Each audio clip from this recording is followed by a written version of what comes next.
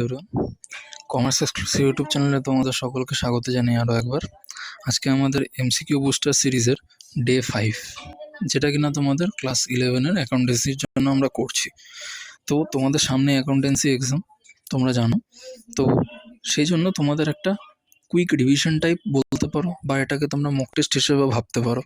তোমরা চেষ্টা করবে, এবং আমি তো অবশ্যই এগুলো বলে দেবো, উত্তর সহই আলোচনাগুলো করবো। এবং ভিডিও লাস্টে আজকে এমন একটা টাইপ রয়েছে যেই টাইপটা কিনা তোমাদের এক্সামের জন্য ভেরি ইম্পর্টেন্ট।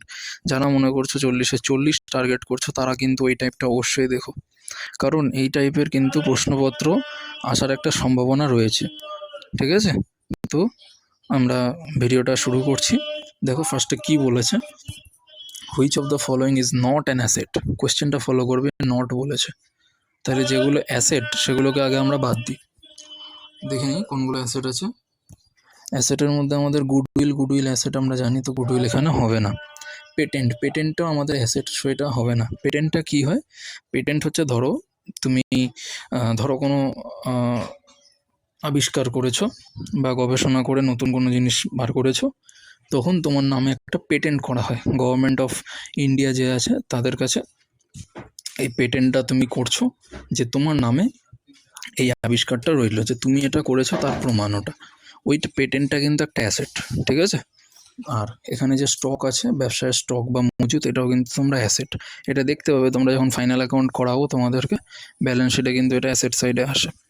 ঠিক আছে, তো অ্যাসেট নয় কোনটা? বিলস পেয়েবল, কারণ আমরা জানি বিলস পেয়েবল হচ্ছে আমাদের লাইবিলিটি। ঠিক আছে, আমরা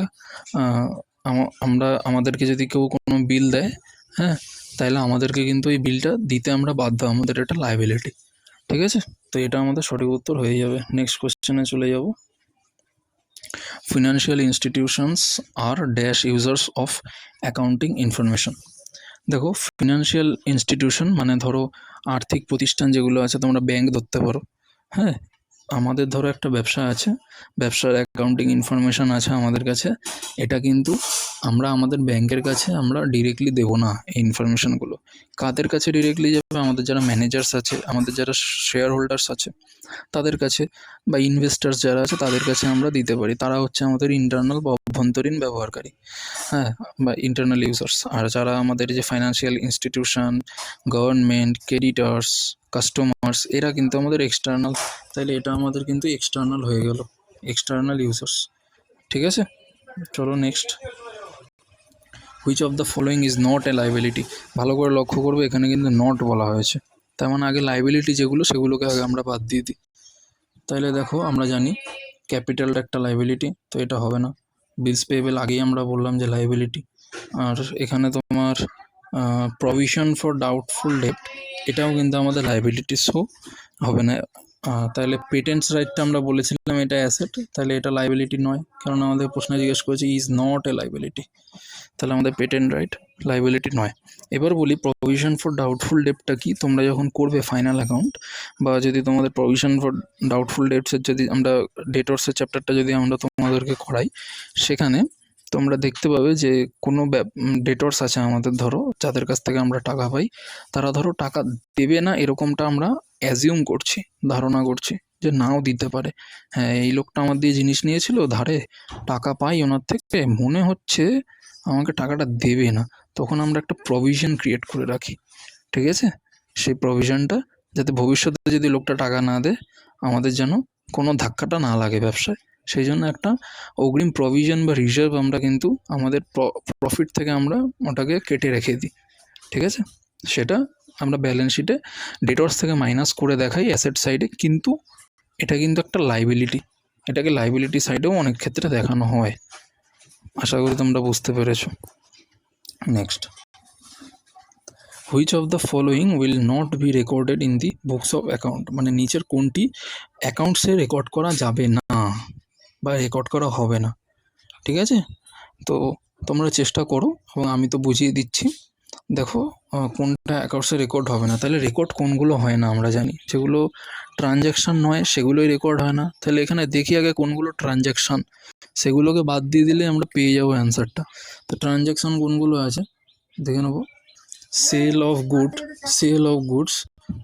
গুডস হচ্ছে তোমার এটা ট্রানজ্যাকশন হবে, কেননা আমরা মালপত্র বিক্রি করছি, তো সেটা আমি টাকার বিনিময়ে করছি, এটা একটা ট্রানজ্যাকশন। আচ্ছা, তারপর দেখি ধরো পেইড ফর স্টেশনারি, তোমরা জার্নাল করেছো, stationery account debit to cash বা stationery account debit to bank, তো এটাও ট্রানজ্যাকশন। হ্যাঁ, এখানে নট বলেছে, উইল নট বি রেকর্ডেড, তার মানে যেটা ট্রানজ্যাকশন হবে না।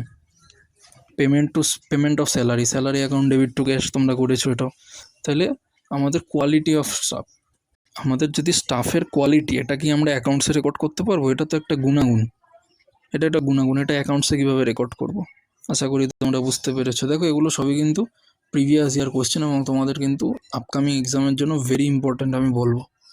ঠিক আছে, প্রিভিয়াস ইয়ার যে করে যায় সে কিন্তু অনেক লাভবান হয় পরীক্ষার হলে, এটা তোমরা গেলে বুঝতে পারবে। যারা করছো মন দিয়ে, তোমরা নিশ্চিত থাকো যে তোমরা ভালো রেজাল্ট করতে চলেছো, এবং যদি যারা সৎভাবে করছো, নিজের প্রতি সৎ থাকো। এগুলো করলাম মানে ভিডিও দেখে চলে গেলাম তা না, এগুলোকে প্র্যাকটিস করছো তোমরা যারা, বা ভিডিওর মাধ্যমে যারা সলভ করার চেষ্টা করছো, বারবার রিভিশনগুলো করছো, তারা কিন্তু অনেক লাভবান হবে। ঠিক আছে, নেক্সট চলো দেখে নিই কী বলছে। Which of the following is a transaction, এবার বলছে নিচের কোনটা একটা ট্রানজ্যাকশন। দেখি আমরা প্রত্যেকটা আমরা দেখি। Two recruit mister Sen as a manager, mister সেনকে আমরা ম্যানেজার হিসেবে রিক্রুট করলাম, এটা ট্রানজ্যাকশন নয়। হ্যাঁ, যদি এবার পরের লাইনটা না বলতো তাইলে এটা ট্রানজ্যাকশন হতো না। পরের লাইনটা কী বলেছে, with a monthly salary of ₹45,000, তাহলে এটা আর্থিক মাপকাঠিতে, মাপদণ্ডে এটা পরিমাপযোগ্য কিনা আমরা মেজার করতে পারছি তো ফিনান্সিয়ালি। এটা যদি টাকার কথাটা উল্লেখ না করতো বা স্যালারির কথাটা উল্লেখ না করতো, তাইলে কিন্তু এটা ট্রানজ্যাকশন হতো না। যেটা আমরা মানে আর্থিকভাবে মাপ করতে পারবো বা রেকর্ড করতে পারবো, সেটাই ট্রানজ্যাকশন। তাহলে এটা ট্রানজ্যাকশন হবে কিন্তু। ঠিক আছে, হতো না কখন, যদি টাকার কথাটা না উল্লেখ করতো। নেক্সট বলছে to open a current account in SBI by ₹50,000, হ্যাঁ এটা তো transaction. Current account, bank account যখন ওপেন করছি আমরা জার্নাল কী করি, bank account debit to cash account, তাহলে এটা তো আমার ট্রানজ্যাকশন হবে। আচ্ছা, to give a gift on sister's marriage, সিস্টারের ম্যারেজে একটা গিফট দিলাম, ঠিক আছে, তো এটা কিন্তু ট্রানজ্যাকশন না, ট্রানজ্যাকশন এটা নয়। আমার মনে হয় কোশ্চেনটা একটু ভুল টাইপ করা হয়ে গেছে, এটা মনে হয় নট এ ট্রানজ্যাকশন হতো। তোমরা কোশ্চেনটা একটু রেকটিফাই করে নিও, which of the following is not a transaction, তাহলে আমাদের অপশান 3টা অ্যান্সার হয়ে যাবে, অপশান 3টা আমাদের অ্যান্সার হয়ে যাবে, হুইচ ইজ নট হবে, কেননা কোশ্চেন হিসেবে কিন্তু মিলছে না, এটা টাইপিং এরর হয়ে গেছে কোনো রকমভাবে, কোনটা ট্রানজ্যাকশন নয়। 3 নম্বর, আমি বোনের বিয়েতে একটা গিফট দিলাম, এটা ট্রানজ্যাকশন না, আমি ব্যবসায় কোনো রেকর্ড করবো, এটা কি আমার ব্যবসার সাথে কোনো জড়িত? আমি রেকর্ড করতে পারবো না, আর এখানে টাকার অ্যামাউন্টও কিছু বলা নেই, সো এটা ট্রানজ্যাকশন হবে না। কোয়েশ্চেনটা একটু রেকটিফাই করে নিও, ঠিক আছে। নেক্সট, জানি না কেন এটা টাইপিং এরর হয়ে গেছে, ঠিক আছে। আচ্ছা, if Bombay furniture mart purchase 2 almirahs it will be treated in accounting as, দেখো এটা ফাইনালে এসেছে, এখানটা অনেকে কনফিউজ হয়ে যাবে, অনেকে অনেক রকম উত্তর দেবে যে উনি আলমারি পারচেস করেছেন বা বম্বে ফার্নিচার মার্ট প্রতিষ্ঠানটি আলমারি পারচেস করেছে দুটো, তাহলে এটা পারচেস করবে, কেটে দেবে, হবে না। এবার অনেকে বলবে হ্যাঁ এটা এক্সপেন্স, ডেবিট হচ্ছে, তাই না, almirah account debit to bank account, তো এটা তো আমার একটা এক্সপেন্স, খরচ, দাগ দেবে, কেটে দেবে। নেক্সট, এবার আমরা বলি ইনকাম তো কোনোভাবেই হচ্ছে না, তাহলে পড়ে রইলো কি, অ্যাসেট, এটা সঠিক উত্তর হয়ে যাবে। এবার আসি কেন, যে আপনি তো বললেন পারচেস করেছে, তাহলে পারচেস কেন এখানে ভুল হবে? দেখো কোশ্চেনের সেন্স তোমাকে এখানে একটু বুঝতে হবে, কারণ এবার অনেকে বলবে এক্সপেন্স তো, হ্যাঁ টাকা তো যাচ্ছে, খরচ তো হচ্ছে না। বম্বে ফার্নিচার মার্ট ওটা একটা ফার্নিচার বিক্রির দোকান, তারা যখন মালপত্র কিনছে তাহলে তাদের জন্য কিন্তু সেটা স্টক হয়ে যাচ্ছে, স্টক অফ গুডস। যেমন ধরো তুমি জামা কাপড় বিক্রি করছো, তোমার দোকান আছে, তুমি জামা কাপড় কিনছো, তাহলে তোমার জন্য সেটা এক্সপেন্স না, বা তোমার জন্য সেটা কিন্তু পারচেস হিসেবে বলা যাবে না, এক্সপেন্স না, অবশ্যই পারচেস করছো, কিন্তু সেটা কিন্তু তোমার জন্য ওটা অ্যাসেট হয়ে যাচ্ছে, কেন, তোমার ওটা স্টকে এসে যাচ্ছে, এবং এই স্টকটাকে তুমি ব্যালেন্স শিটে বছরের শেষে তুমি ক্লোজিং স্টক হিসেবে দেখাবে অ্যাসেট সাইজে, যেটা কিনা আমরা ফাইনাল অ্যাকাউন্টের সময় করে থাকি, ঠিক আছে? তো সেই হিসেবে এটা অ্যাসেট। আগে দেখতে হবে কে কিনছে। বম্বে ফার্নিচার মানে এটা ফার্নিচারের ব্যবসা। তাহলে উনি যদি আলমারি কেনেন, ফার্নিচার ওটা একটা, তাইলে ওনার কিন্তু সেটা স্টক হিসেবে হবে। সেই হিসেবে কিন্তু অ্যাসেট এটা। এই কোয়েশ্চেনটা কিন্তু অনেকেই ভুল করেছিল সে বছর। পারচেজ দেখেছে, পারচেজ করে দিয়ে এসছে, এক্সপেন্স করেছে, কিন্তু এটা অ্যাসেট হবে। তোমরা কিন্তু এটা খুব খেয়ালটা রাখবে, একটু ধ্যানটা রাখবে, ঠিক আছে? Next, purchase of furniture indicates. আমরা ফার্নিচার পারচেস করলাম, এটা কি ইন্ডিকেট করছে? কোন ধরনের এক্সপেন্ডিচার? ডিফার্ড রেভিনিউ এক্সপেন্ডিচার তো হবে না, কারণ ডিফার্ড রেভিনিউ এক্সপেন্ডিচার মানে আমরা জানি যেটা আমরা একবার খরচ করলাম কিন্তু তার এফেক্টটা আমরা বহুবার মানে আগামী কয়েক বছর পেলাম, যেটা কিনা আমরা অ্যাডভার্টাইজমেন্ট এক্সপেন্সের ক্ষেত্রে দেখি। এক বছর আমি খরচা করলাম অ্যাডভার্টাইজমেন্টের জন্য এবং আগামী বেশ কয়েক বছর আমরা পেলাম। আমরা বলেছি এই কোয়েশ্চেনটা ইম্পর্টেন্ট, তো এটাও একটা আলোচনা হয়ে গেল আমাদের। আর রেভিনিউ এক্সপেন্ডিচার হবে না, আমরা পারচেস করছি, আমাদের রেভিনিউ আসছে কোথায়? ইনকাম হচ্ছে কোনো? ইনকাম মিনস রেভিনিউ, ইনকাম তো হচ্ছে না, তাহলে এটা আমাদের ক্যাপিটাল এক্সপেন্ডিচার। এবার বলি ক্যাপিটাল এক্সপেন্ডিচার কেন? ক্যাপিটাল এক্সপেন্ডিচার কারণ আমরা একবার কিনছি ফার্নিচারটা এবং আগামী কয়েক বছর আমরা এটাকে ব্যবহার করব। আমার খরচা যেটা হলো ওটা এই বছরেই আমার শেষ হয়ে গেল না, এই ফার্নিচারটাকে আমি আগামী বেশ কয়েক বছর আমি কিন্তু ব্যালেন্স শিটে দেখাবো, ঠিক আছে? তাই জন্য এটা ক্যাপিটাল নেচার, দীর্ঘ সময় ধরে ব্যবহার করবো তো ফার্নিচারটা। আশা করি তোমরা বুঝতে পেরেছো। Next, what will be the amount of liabilities to the owner if the total assets of the organization is 1,20,000 and liability to the third party is 50,000? দেখো, liability to the third party মানে হচ্ছে capital বাদে বাকি যা liability আমাদের balance শিটে আমরা দেখাই, যেমন ক্রেডিটার্স হতে পারে, সেটা বিলস পেয়েবল হতে পারে, আউটস্ট্যান্ডিং কোনো এক্সপেন্স হতে পারে। তোমরা যখন ফাইনাল অ্যাকাউন্ট করবে বিষয়টা তোমরা অনেক ভালোভাবে বুঝতে পারবে। তাও তোমাদেরকে আমি ধরো অ্যাকাউন্টিং ইকুয়েশন তো তোমরা করেছো, হ্যাঁ ওটা দিয়ে আমি বুঝাই তোমাদেরকে। দেখো, অ্যাকাউন্টিং ইকুয়েশনের মধ্যে আমরা কি দেখেছি? Assets equal to capital plus liability. তোমার কাছে কি জানতে চেয়েছে প্রশ্ন? What will be the amount of liabilities to the owner. The amount of liabilities to the owner মানে হচ্ছে ক্যাপিটাল, মানে ওনাদের কাছে কি লাইবিলিটি আছে। ওনাররা তো ব্যবসায় ক্যাপিটাল দেন, তাদের কাছে আমাদের কি লাইবিলিটিটা থাকে? ক্যাপিটাল। তার মানে আমাদের কাছে ক্যাপিটাল জানতে চেয়েছে, ক্যাপিটালটা আননোন ফিগার, বাকি দুটো দিয়ে দিয়েছে। Liability to the third party মানে হচ্ছে আমাদের এই যে লাইবিলিটি যেটা আমরা লিখি অ্যাকাউন্টিং ইকুয়েশনে, তাহলে সেটা আমাদের 50,000, আর আমাদের অ্যাসেট হচ্ছে 1,20,000। তাহলে দেখো এখানে 1,20,000 লিখলাম অ্যাসেটের জায়গায়, লাইবিলিটির জায়গায় লিখে দিলাম 50,000। তাহলে এবার হচ্ছে আমার দরকার হচ্ছে ক্যাপিটালটাকে আমরা এই সাইডে রেখে আমার এই 50,000 যেটা আছে এটাকে আমরা বাদিকে নিয়ে চলে আসব। অন্য সাইডে আনার নিয়ম কি? আগে যা সাইন থাকবে প্লাস সেটা অপর সাইডে গেলে মাইনাস হয়ে যাবে, ঠিক আছে? তাহলে 1,20,000 থেকে 50,000 মাইনাস করে দিলাম, 70,000 আমার ক্যাপিটাল। অপশন নাম্বার 2 আমাদের এখানে কারেক্ট হয়ে যাবে। আশা করি তোমরা বুঝতে পেরেছো। নেক্সট কোশ্চেনের দিকে চলে যাব। On 1st January 2015 Mohammad Hanif ড্রজ A bill for 3 months।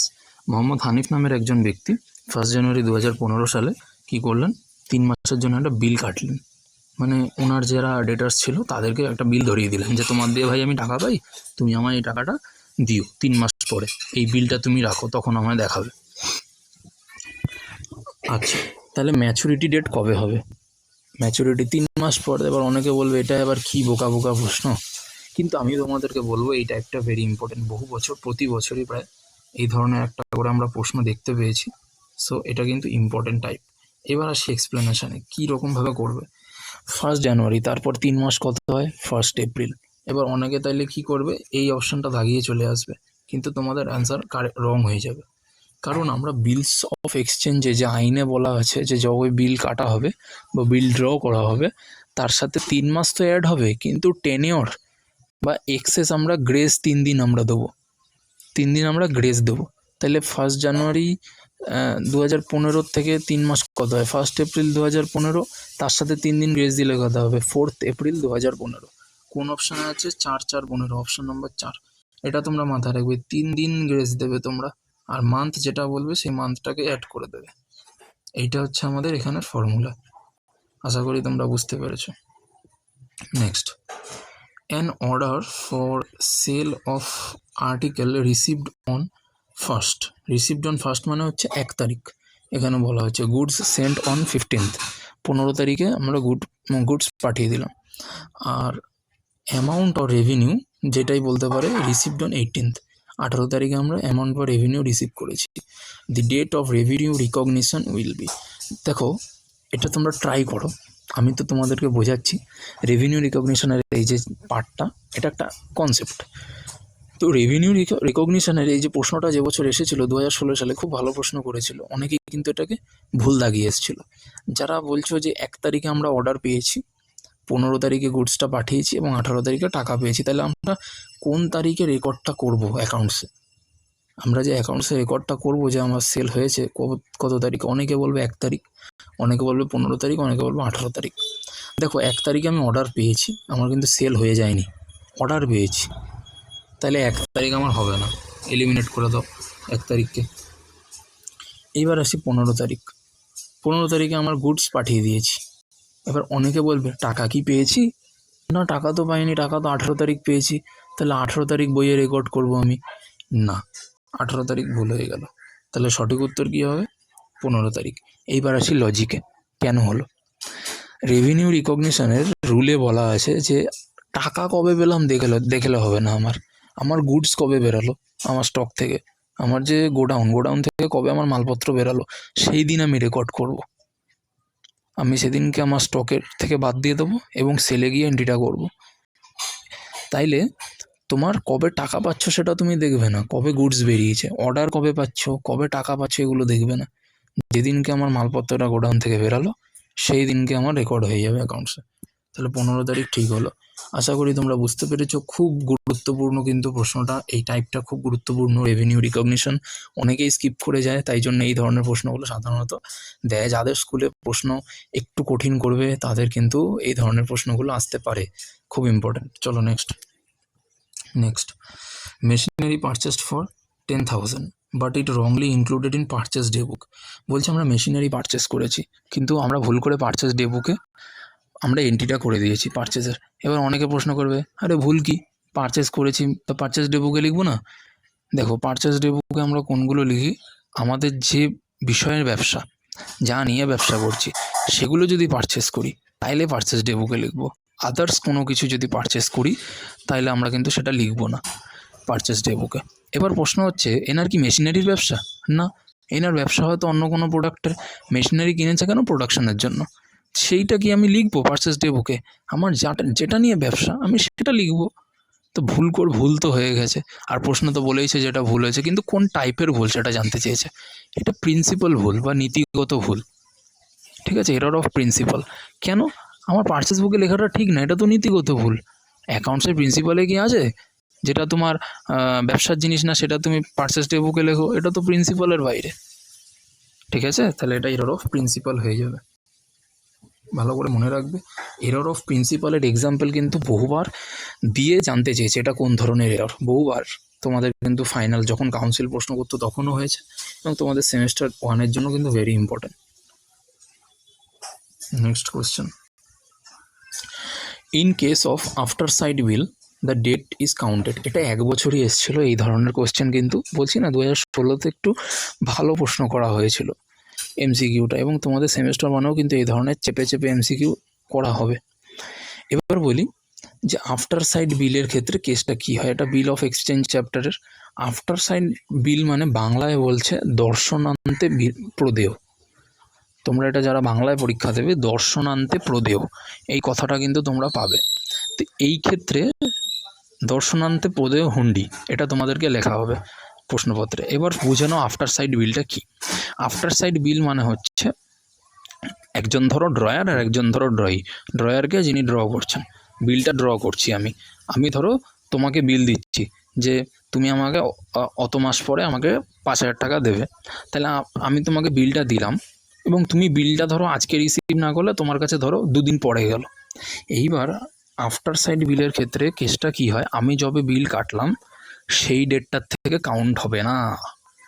তুমি যবে পেলে বা রিসিভ করলে, সাইনটা করলে, তুমি ধরো 2 দিন পর সাইন করলে যে হ্যাঁ আমি দেবো তোমাকে অমুক তারিখ পর টাকা, তবে থেকে কাউন্টটা হবে আফটার সাইড বিলে, ঠিক আছে। তাহলে এটা কবে হবে? অ্যাকসেপ্টেন্সের ডেট থেকে কাউন্ট হবে। তাইলে from the date of acceptance, এইটা তোমাদের সঠিক অ্যান্সার হয়ে যাবে, কনফিউজ হবে না। এইটা নিয়ে অঙ্ক সাধারণত দেয় না, আফটার সাইড বিল নিয়ে জাস্ট এই ধরনের টাইপটাই কিন্তু ইম্পর্টেন্ট, বা পার্টিকুলার ধরতে পারো এই কোয়েশ্চেনটা ইম্পর্টেন্ট, 1 বছর এসেছিলো। ঠিক আছে, আশা করি তোমরা বুঝতে পেরেছো। আচ্ছা, এরপর যেটা আমরা বলছিলাম আজকের লাস্ট টাইপ এবং সর্বসেরা ইম্পর্টেন্ট টাইপ, যেটা কিনা তোমাদের ভেরি ইম্পর্ট্যান্ট। যে সমস্ত স্কুলে প্রশ্নগুলো একটু ধরো ঘুরিয়ে করবে, একটু খটোমটো টাইপের প্রশ্নগুলো করবে, তারা কিন্তু এই ধরনের জিনিসটা দিতে পারে। এটা কিছুই না, অ্যাকাউন্টিং ইকুয়েশন যেটা তোমরা করেছো তার উপর বেস করে এটা প্রশ্নটা করা। ঠিক আছে, আমি একটা তোমাদেরকে করাবো এবং আরেকটা তোমাদেরকে বাড়িতে হোমওয়ার্ক দেবো। যেই জায়গাগুলো তোমাদের আটকাতে পারে সেই জায়গাগুলো আমি বলে দেবো হোমওয়ার্কেরটায়, আর একটা আমি পুরো ধরে করিয়ে দিচ্ছি তোমাদেরকে এবং বুঝিয়েও দিচ্ছি বিষয়টা কী। দেখো, তোমার কাছে জানতে চেয়েছে calculate the amount of capital from the following information. নিচে কিছু ইনফরমেশন দেওয়া, এখান থেকে তুমি আমাকে ক্যাপিটালটা বার করে দাও। ক্যাপিটালটা বার করে দাও বলতে তোমার কাছে বেশ কিছু ইনফরমেশন দিয়েছে, বেশ কিছু অ্যাসেটস এবং লাইবিলিটিস দিয়ে দেবে এবং তোমাকে বলবে ক্যাপিটাল বার করতে। এটা ঠিক কোন অঙ্কটার মতো? এটা হচ্ছে তোমার এখানে একটা করালাম না, এই যে এই অঙ্কটা, assets equal to capital plus liability, এই ফর্মুলাটাই তোমাদের কিন্তু এখানে কাজেটা লাগবে।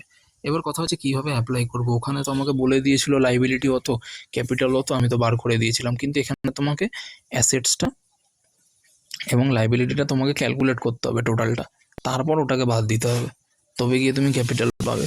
আর কিছুই না, এখানে তোমার জাস্ট নলেজটাকে চেক করার জন্য দেওয়া হলো এই ধরনের টাইপটা, ভেরি ইম্পর্টেন্ট টাইপ, আমি বারবার বলছি। তো এবার আমরা সরাসরি অঙ্কে চলে যাবো। আগে আমরা অ্যাসেটসগুলোকে দেখে নেবো, লিস্ট করে নেবো, টোটাল করব, তারপর আমরা কি করব, আদার্স লাইবিলিটি বা লাইবিলিটি যেগুলো থার্ড পার্টি লাইবিলিটি আছে সেগুলোকে আমরা ক্যালকুলেট করে নেবো, টোটাল থেকে আমরা লাইবিলিটিটাকে বাদ দিয়ে দেবো, তাইলেই ক্যাপিটাল পেয়ে যাবো। লাস্ট পার্টটা আমাদের আগের অঙ্কটার মতনই, শুধু আমাদের এখানে লিস্টগুলো করতে হবে, কোনটা অ্যাসেট কোনটা লাইবিলিটি। ওইটাই তোমাদের নলেজ যাচাই করার জন্য এই ধরনের প্রশ্নটা করা হয়। তাহলে দেখো, ল্যান্ড অ্যান্ড বিল্ডিং আমাদের হচ্ছে আমাদের অ্যাসেট, পেটেন্ট আমরা বলেছি অ্যাসেট, মোটর ভ্যান আমাদের অ্যাসেট।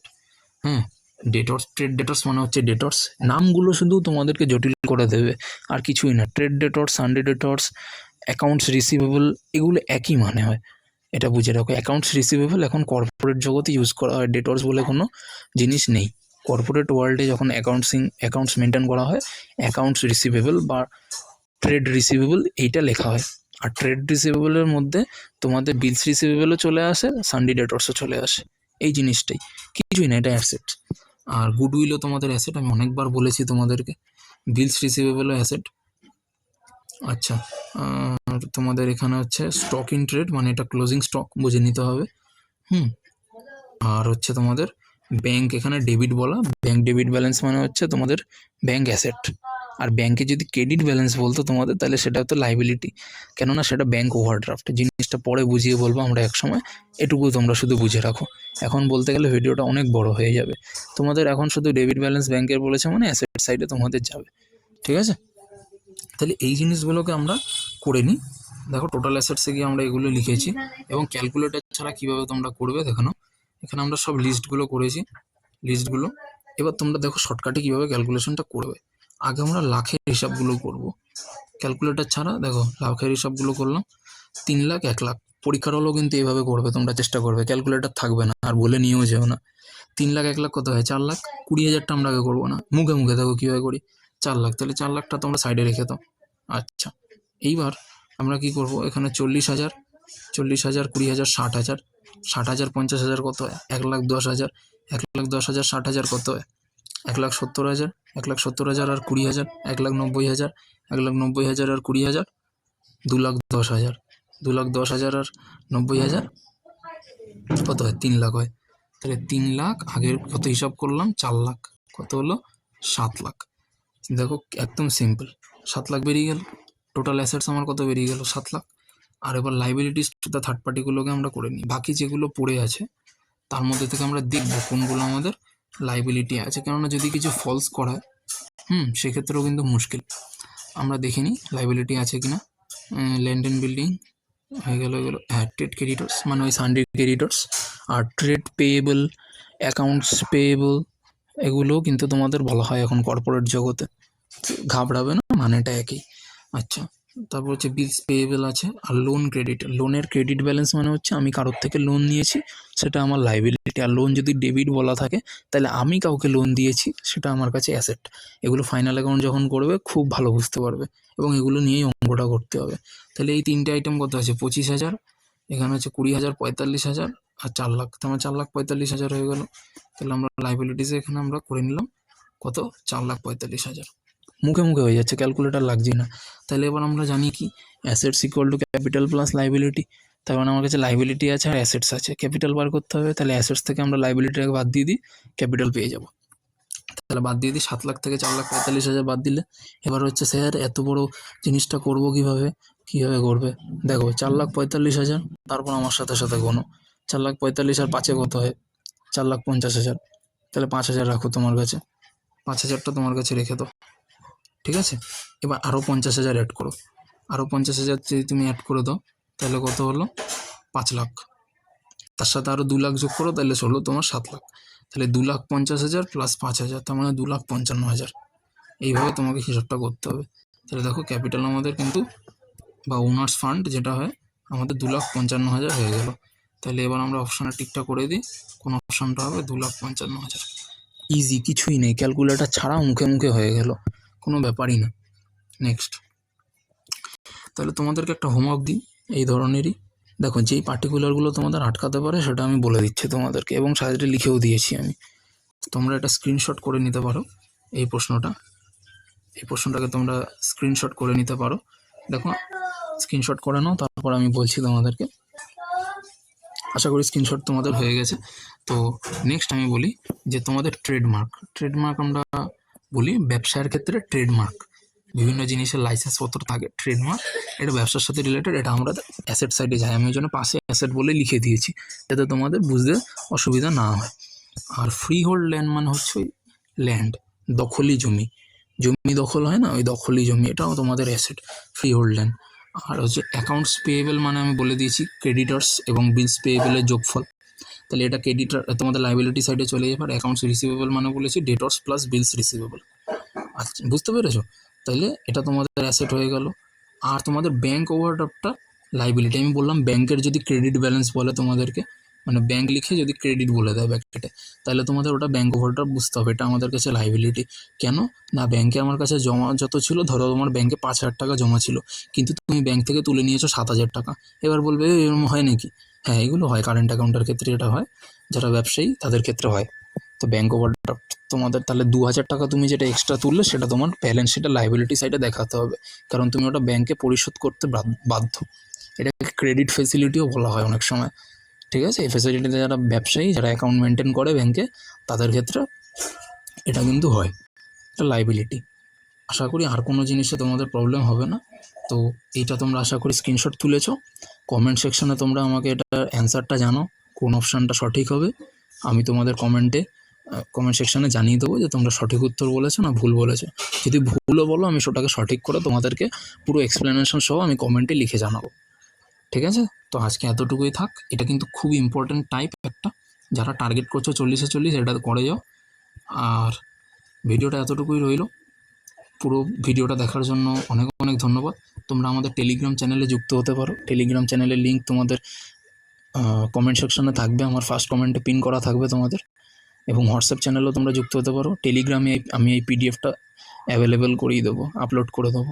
কমেন্ট সেকশনে অবশ্যই কিন্তু তোমরা জানিও অ্যান্সারটা, ঠিক আছে? Thank you so much everyone. Jai Hind.